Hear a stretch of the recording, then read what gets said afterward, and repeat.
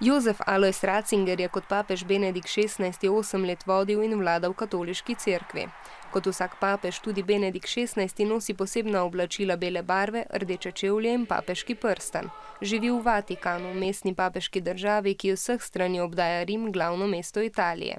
Papež živi v posebni palači, ki ima 1400 sob in je velika kot 8 nogometnih igrišč. Med svojim vladanjem papež obiskuje vernike in pomembne ljudi po vsem svetu. Benedikt XVI je izven Italije potoval 24-krat.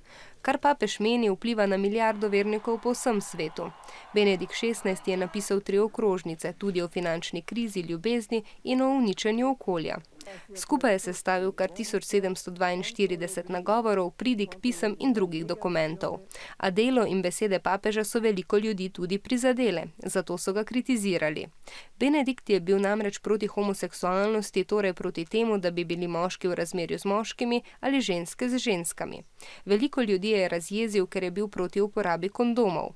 Kondomi med spolnim odnosom ščitijo pred virusom HIV, ki povzroča smrtno bolezen AIDS.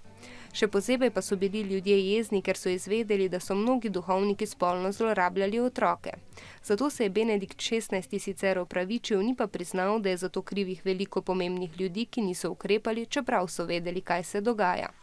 Veliko ljudi je menilo, da bi papež moral biti bolj modern.